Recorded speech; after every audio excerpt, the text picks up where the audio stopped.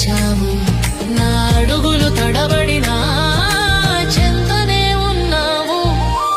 ఇవ్వడమే నీ స్వభావం, ఏమీ ఆశించని స్నేహం. నీతో ఈ స్నేహం పదాలకు అందని బంధం.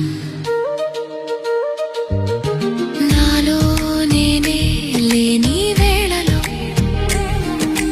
నన్ను విడువని స్నేహం.